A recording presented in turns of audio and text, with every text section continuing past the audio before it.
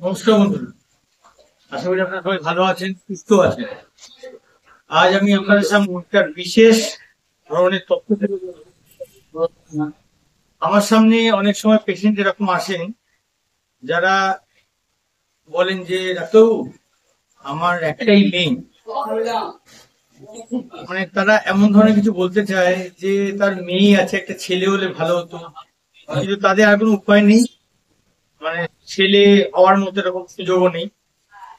তো তাদের জন্য স্পেশালি বলবো যে কন্যা সন্তান হওয়া মানে খুব খারাপ নয়। কন্যা সন্তান হওয়ার অনেক ভালো ভালো দিক আছে, যেটা আমরা জানি না। আজকে আপনাদেরকে এইটাই বলবো যে কন্যা সন্তান বাবার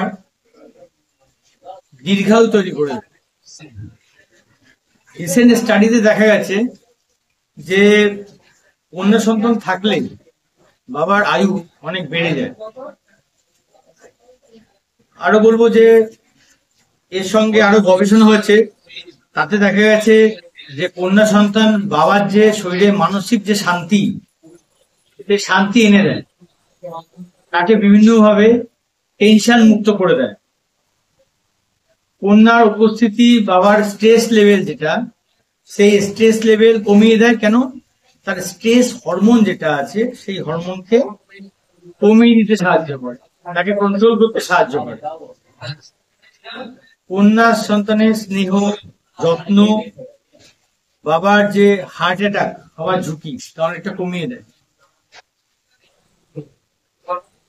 কন্যা সন্তান বাবার জীবনে যে উন্নতি তার জন্য দায়ী, তার জীবনে যে কোনো কাজের দিকে পজিটিভিটি এনে দেয়। তো আপনারা কখনোই কন্যা সন্তানকে অবহেলা করবেন না।